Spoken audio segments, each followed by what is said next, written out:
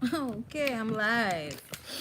All right. Oh, look, let me bring it back up. Sorry, you guys.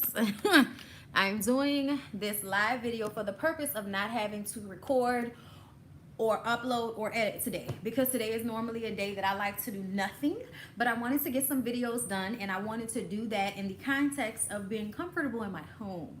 So that is why we are doing all of the videos today live. Okay, I'm gonna come back one after another. We're gonna take like a break, and then I'm gonna come back for the next one. We're gonna take a break, and I'm gonna come back for the next one. Okay, but we're gonna be live all day today, talking about some of everybody's favorite shows. Now, this right here is Love After Lockup. I've titled it slightly different to hope and pray that YouTube leaves it alone and allows it to be monetized, because they like to play with Love After Lockup as well. But all the videos will be live today. I'm going to come to y'all after this with a mashup or how I'm feeling about growing up hip hop Atlanta. Then I'm gonna do to have and to hold, and then I'm gonna do ambitions, or maybe ambitions and then to have and to hold. Either way, before we get into it, I'm hoping that everybody will watch this video, at least everybody who gave to me yesterday and today. But I'm sending shout outs to everybody, okay? Michael, Kendra P, Devin Marks, Rochelle D. I don't know what it said because it's cut off. What is that? Oh, Dupriest, okay? Shout out to, I'm trying to make sure I get everybody, because I want to send shout out to everybody who gave to me, because I appreciate y'all, and I just want to make sure that y'all know that.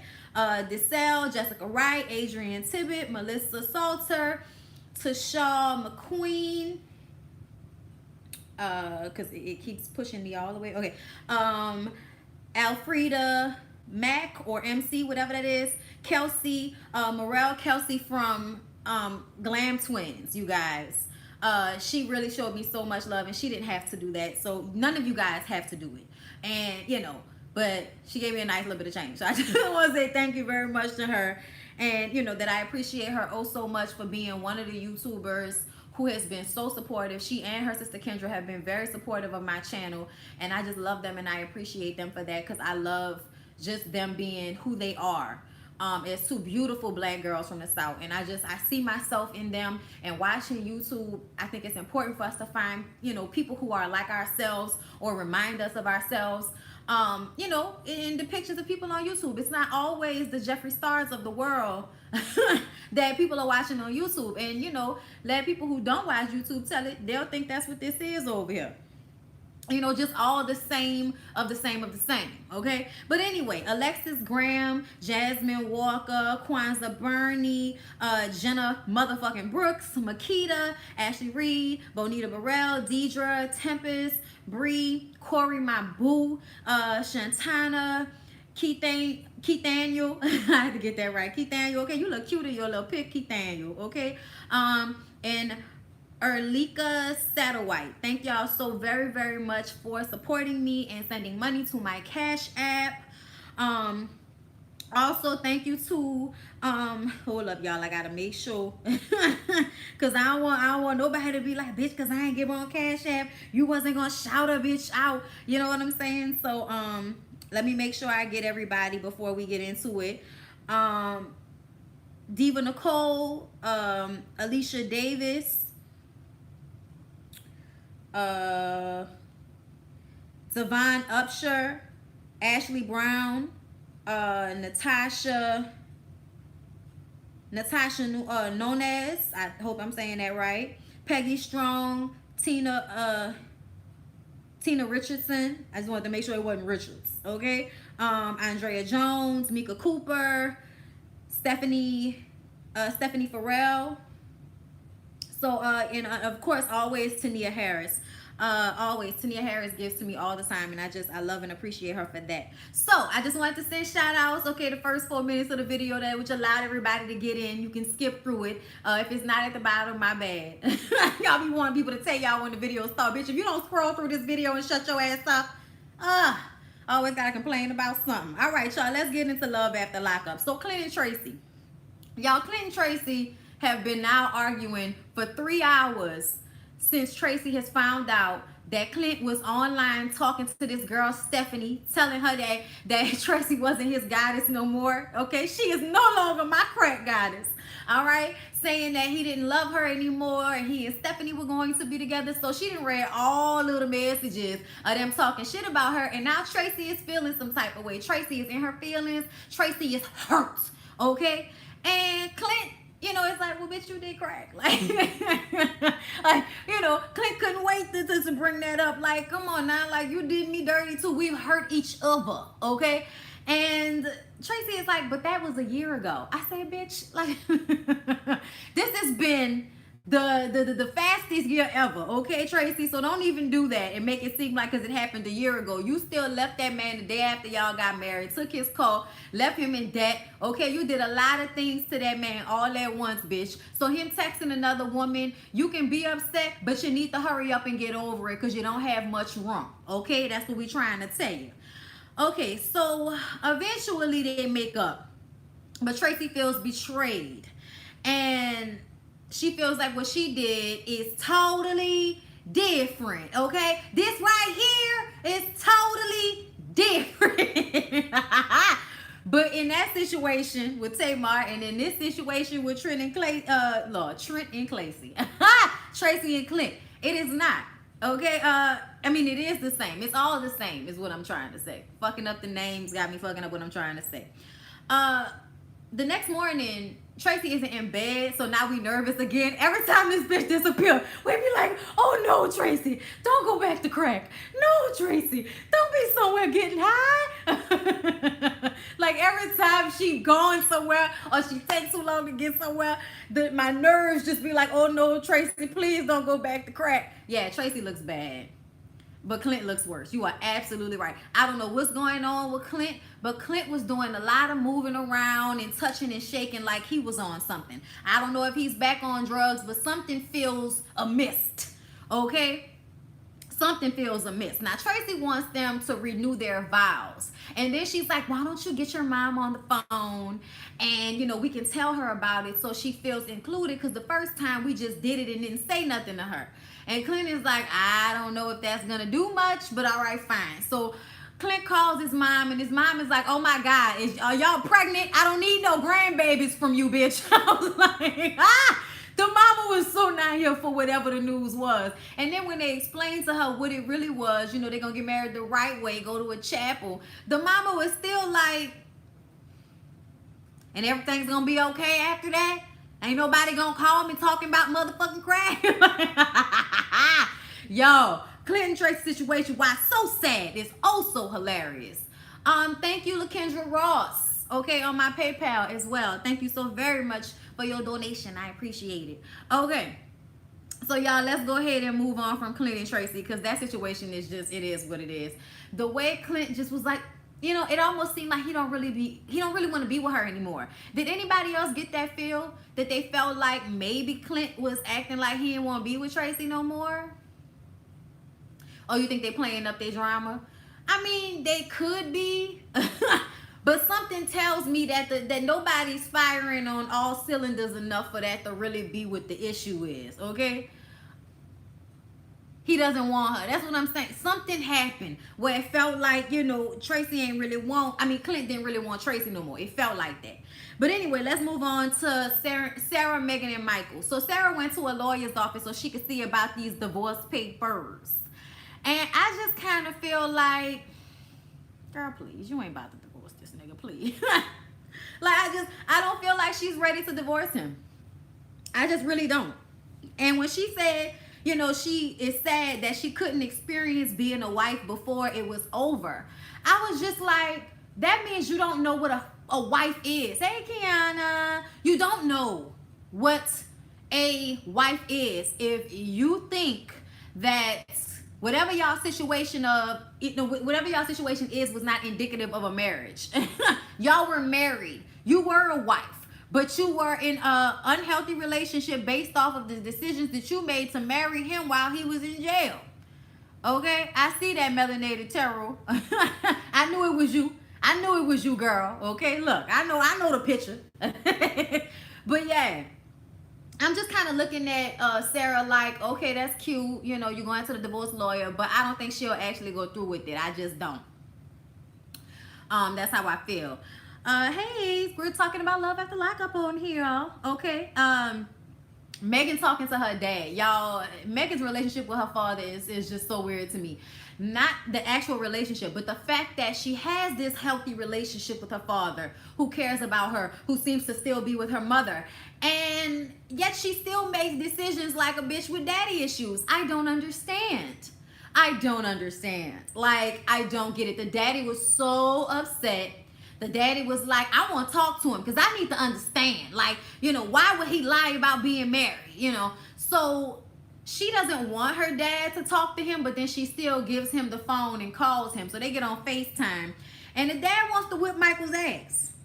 And he also wants to know why his daughter doesn't have the women's intuition that her mama and her grandmama got. I said, make her feel like shit, okay? Tell her how dumb she is, daddy. Go ahead and tell her that everybody else is smarter, okay? Look, because I feel like I don't understand Megan. Like, I just don't. It's like, it's almost like that Nicole thing from 90 Day Fiancé, where they want to be with somebody so bad, even though they know it's stupid, they still gonna be bullheaded about it and act like you need to mind your business. Like, but whenever they need something, you the one they call. Like I cannot. Okay, so they get on the phone.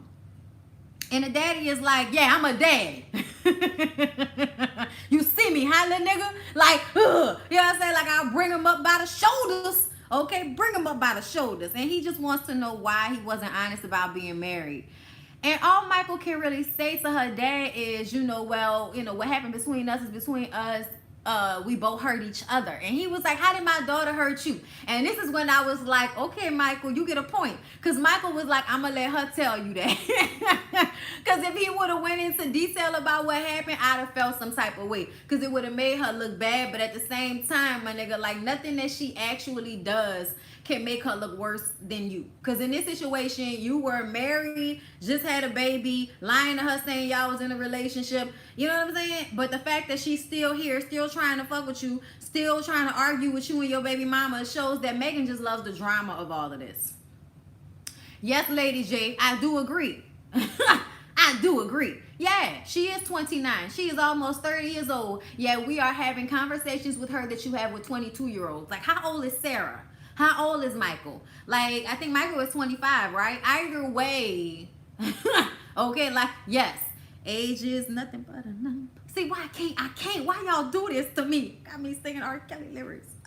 So let's get to Marcelino. So y'all know me and Marcelino talk on Twitter and Instagram every now and again. I like Marcelino. But Marcelino got me fucked up. Hey, Jay. Ooh, they got me fucked up. I'm trying. Sarah 23. Okay. So, like, the fact that y'all are on the same level mentally is just so confusing to me, Megan and Sarah. But anyway, back to Marcelino. Marcelino went over to Tito's, y'all. And Tito let him in and sat down like, okay, yeah, what you want to talk about, son? And Marcelino starts to say, you know, like, with the situation with you not really being around, and, you know, we've had your kid for a year. And Tito is like, you have not had my kid for a year. And see, I'm taking it from the standpoint that Tito is allowing y'all to spend time with the kid because she just got out of jail. Y'all just had a baby. Like, he's letting y'all form y'all little family while he do what he gotta do. You know what I'm saying? Like, I can recognize that Tito is trying to do the right thing. So Marcelino using his childhood trauma as a way to deal with the Tito, Brittany, Giovanni situation is fucking wrong. It's wrong, Marcelino. Okay? It is not your place.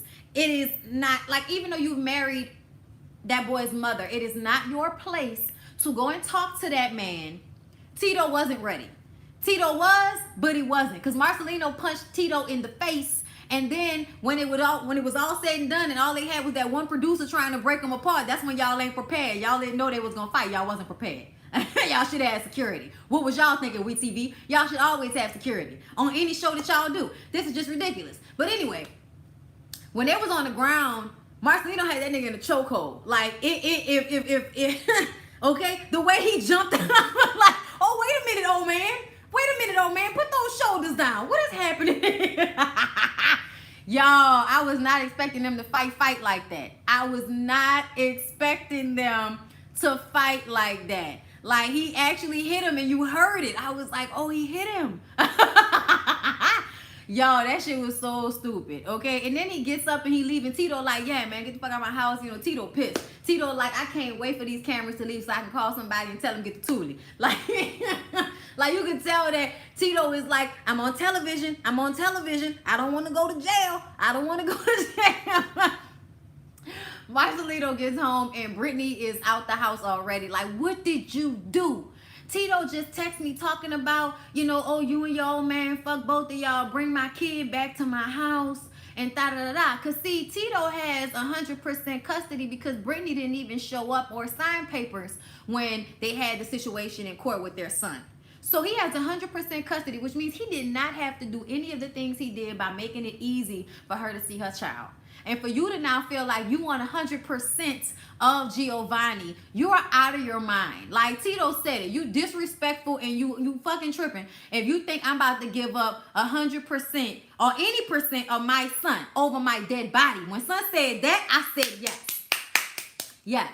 Marcelino, Tito is not your daddy. Tito is not your stepdaddy. Stop deflecting your own issues onto Giovanni. Let Giovanni have a mother, a father, and a stepfather. He does not need you thinking that you're making good decisions for him. You've only known him for 2 years. If that, you've only, what, since Brittany been out of jail? So not even a year you've known this little boy? And you think you know better enough to take him away from his daddy, Marcelino? You're doing too much. But I'm explaining to y'all why I like Marcelino. Because everybody thought Marcelino was going to be this controlling, you know, this controlling asshole that wasn't going to be as loving as he is to her son.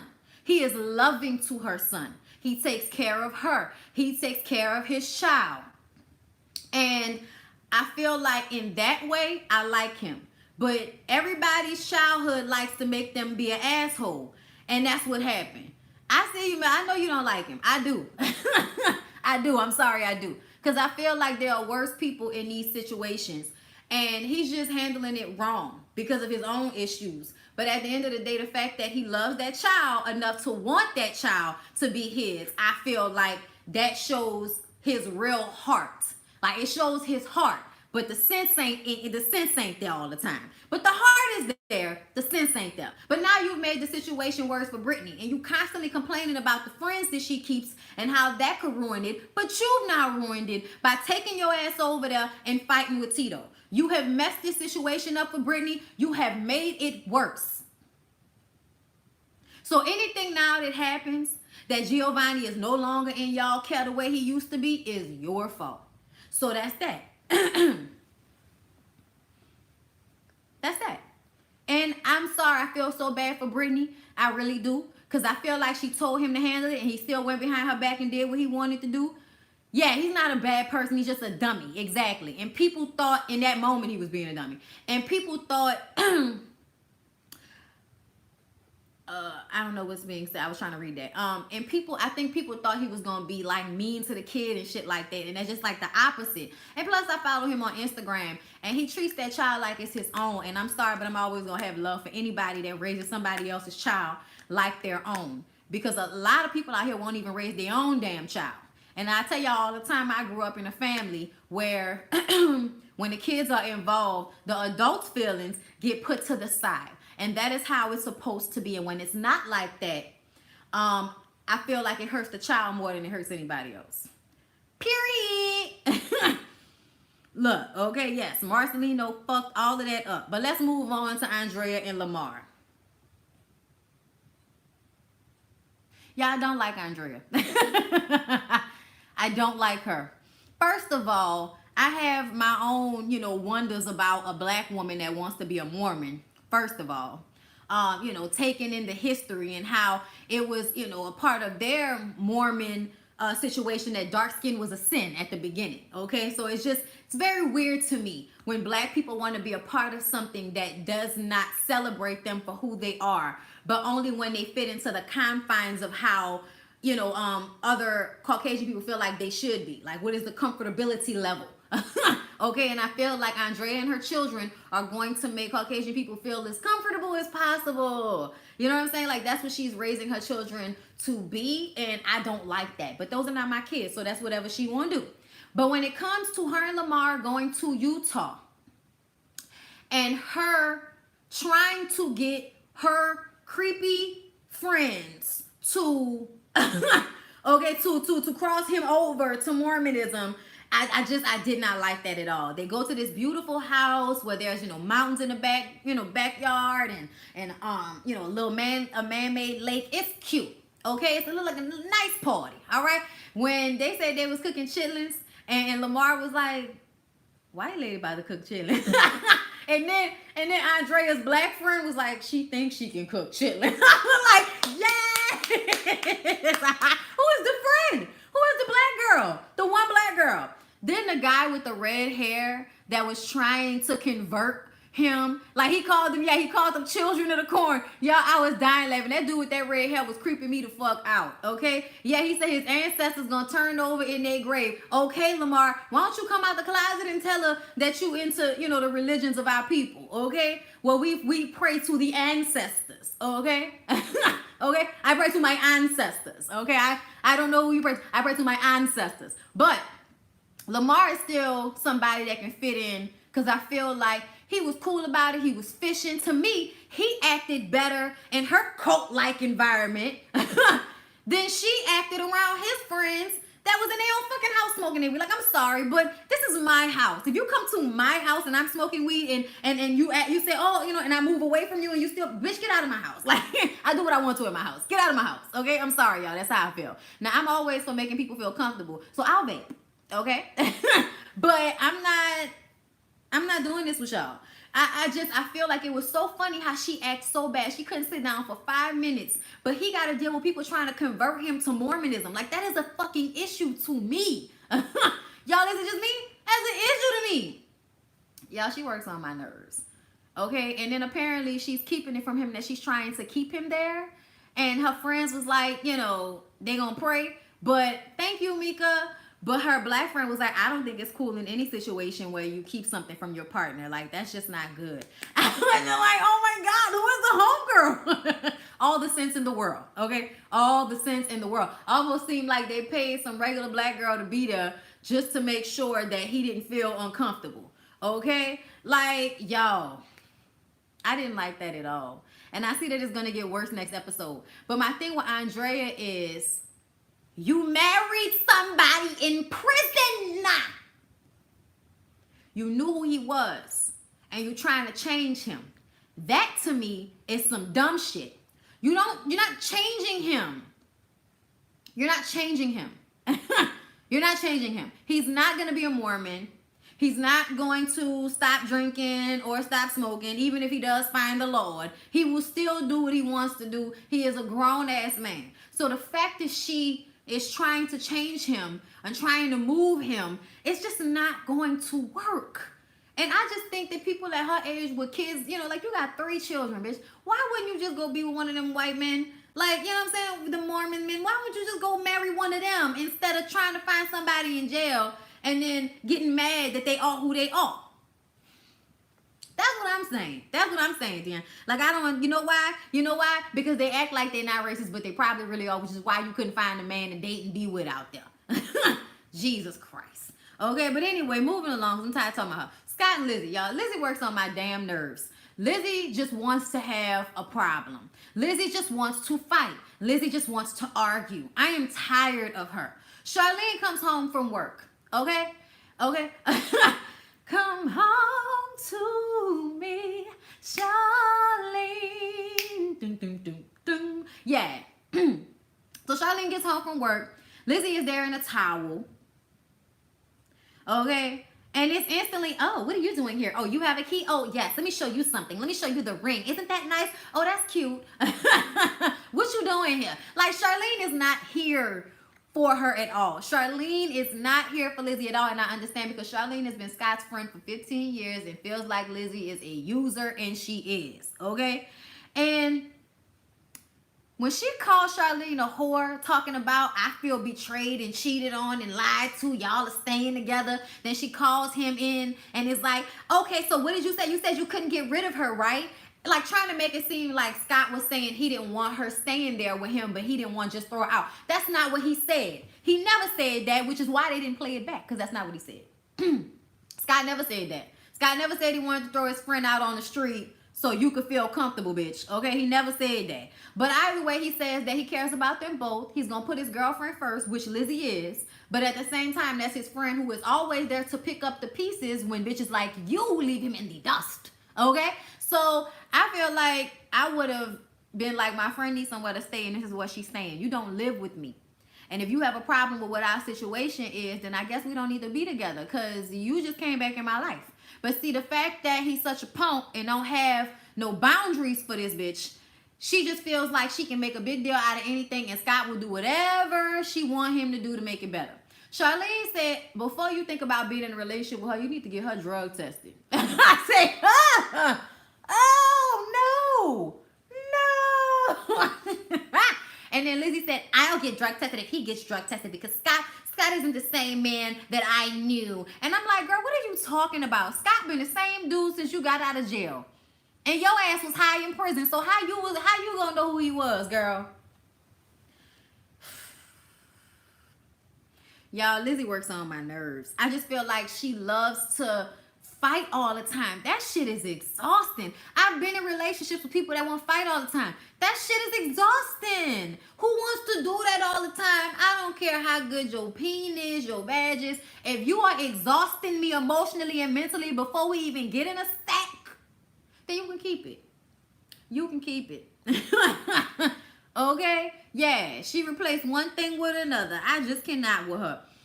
Either way, y'all, that was Love After Lockup. This video has been long enough. I will be back in a minute with what I'm gonna be back with. I'm gonna be back with Growing Up Hip Hop Atlanta, since that just came on last night. Okay, so I'll see y'all then. Thank y'all so much for coming and watching and joining. I hope y'all will come back throughout the day for the lives.